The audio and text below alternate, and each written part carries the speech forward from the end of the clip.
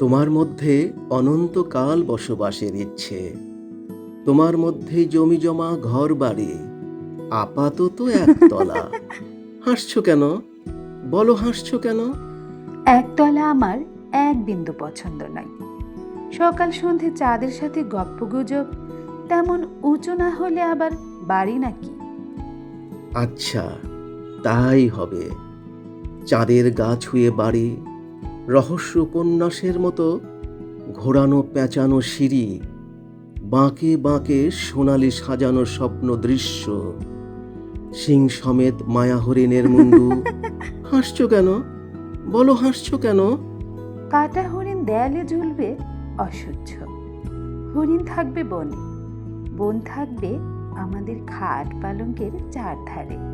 খাট পালঙ্কের নিচে ছোট্ট একটি পাহাড়, পাহাড়ের পেট চিরে ঝর্ণা। আচ্ছা, তাই হবে।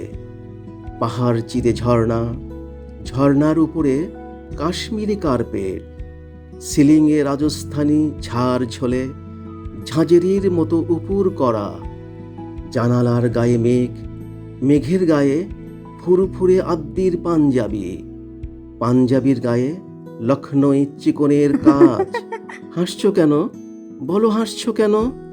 মেঘ রোজ রোজ পাঞ্জাবি পরবে কেন?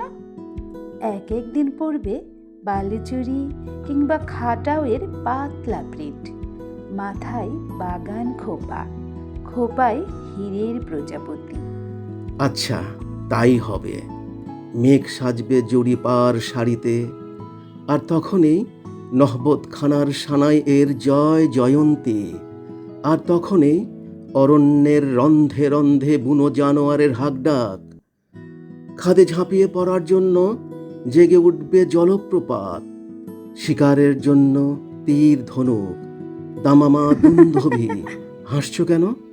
বলো, হাসছো কেন? তুমি এমন ভাবে বলছো যেন ভালোবাসা মানে সাপে নেউলে ভয়াবহ একটা যুদ্ধ। ভয় লাগছে, অন্য গল্প বলো।